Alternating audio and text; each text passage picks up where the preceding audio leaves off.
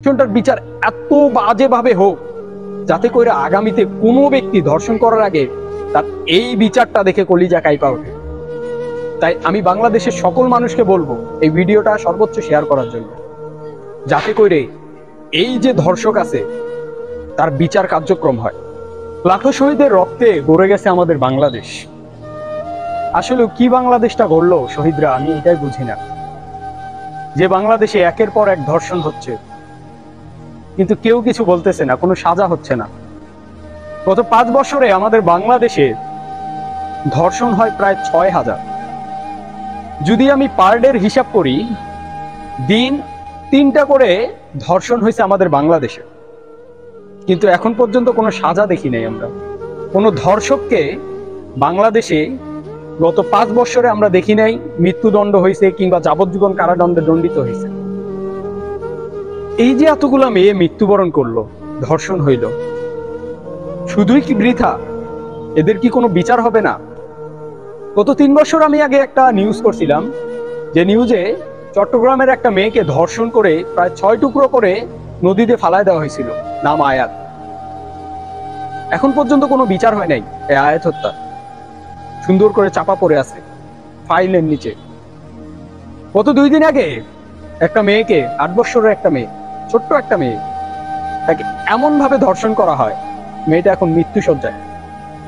বাংলাদেশে হাজারো মানুষ তার জন্য দোয়া করতেছে, লক্ষ মানুষ, কোটি মানুষ দোয়া করতেছে মেয়েটা যাতে বেঁচে যায়। এই ধর্ষকরা মেয়েটাকে এত নির্মম ভাবে ধর্ষণ করছে যে মেয়েটা এখন বাঁচবে কি না এটা নিয়েও সন্দেহ। তাহলে এই ধর্ষকদের আসলেও কি বাংলাদেশে কোনো বিচার হবে, নাকি আয়াত হত্যাকাণ্ডের মতো ঠিক ডুবে যাবে কোনো এক পাতার নিচে তাদের ফাইল? হয় না, বাংলাদেশে কোনো রকম ধর্ষণের বিচার হয় না, আমরা জানি। কিন্তু আমরা চাই বাংলাদেশে যারা আছি, চাই এই ধর্ষণটার বিচার হোক। এই ধর্ষণটার বিচার এত বাজেভাবে হোক যাতে করে আগামীতে কোনো ব্যক্তি ধর্ষণ করার আগে তার এই বিচারটা দেখে কলিজা কাইপা ওঠে। তাই আমি বাংলাদেশের সকল মানুষকে বলবো এই ভিডিওটা সর্বোচ্চ শেয়ার করার জন্য, যাতে করে এই যে ধর্ষক আছে তার বিচার কার্যক্রম হয়। আর এত বাজেভাবে যাতে আর বিচার হয় যে বাংলাদেশে আর কোনো কেউ ধর্ষণ করার সাহস জানি না পায়। আমি মাননীয় উপদেষ্টা মহোদয় ডক্টর মোহাম্মদ ইউনূস সাহেবকে অনুরোধ জানাবো, আমাদের বাংলাদেশের রাষ্ট্রপতি ওনাকে অনুরোধ জানাবো এই বিষয়টা নিয়ে অতি দ্রুত যাতে বিচার কার্যক্রম হয়, কোনো গাফিলতি যেন না হয়। এই বিচার, সর্বোচ্চ বিচার, যাতে মৃত্যুদণ্ড 1 মাসের মধ্যে যেন দেওয়া হয়, আমি এইটা অনুরোধ জানাই ডক্টর মোহাম্মদ ইউনূস সাহেবকে।